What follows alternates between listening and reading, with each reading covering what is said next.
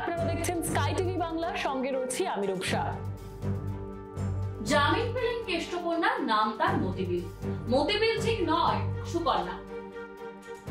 10ই September দিল্লির high court থেকে জামিনে মুক্তি পেলেন জনপ্রিয় নেতা অনুব্রত মণ্ডল কন্যা সুকন্যা। আপনাদের জানিয়ে রাখবো, দীর্ঘ 15 মাস পর গরু পাচার মামলায় ইডির হাতে গ্রেপ্তার সুকন্যা জামিনে মুক্তি পেলেন গতকাল।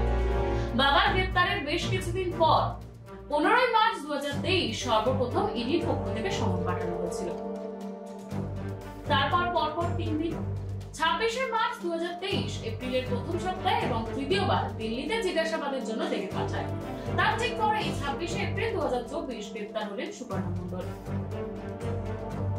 প্রশ্ন, একজন 26 থেকে 28 বছরের এক কম বয়সী তরুণীকে দীর্ঘ 15 মাস কেন তথ্য প্রমাণ ছাড়াই জেলে বন্দী রাখা হলো? শুধুমাত্র ইনভেস্টিগেশনের জন্যই? দাবি বাবার অনেক সম্পত্তির মালিক সুকন্যা।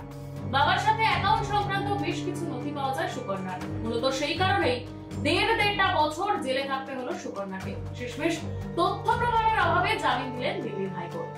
তাহলে তথ্য প্রমাণ না থাকলে গ্রেফতার করা হয়েছিলই বা কেন?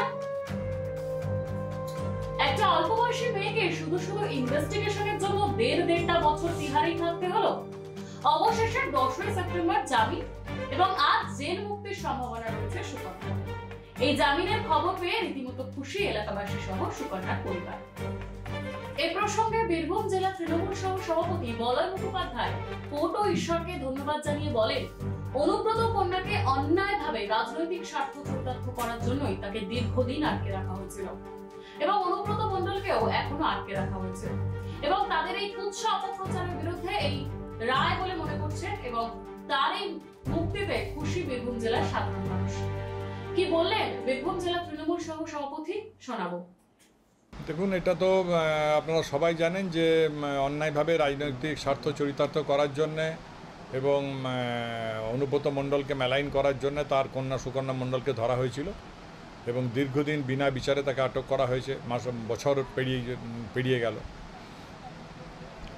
এইরকম একটা জঘন্য কাজ, এটা একমাত্র রাজনৈতিক চক্রান্ত ছাড়ার কিছুই নয়।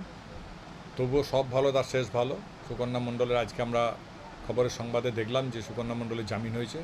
স্বভাবতই সারা বীরভূম জেলার মানুষের সাথে আমরাও খুব আনন্দিত, উৎফুল্লিত এবং ঈশ্বরকে ধন্যবাদ জানাই এবং কোর্টকেও ধন্যবাদ জানাই যে সুকন্যা মণ্ডলকে অবশেষে জামিন দিতে বাধ্য হলো রাজনৈতিক দলগুলো।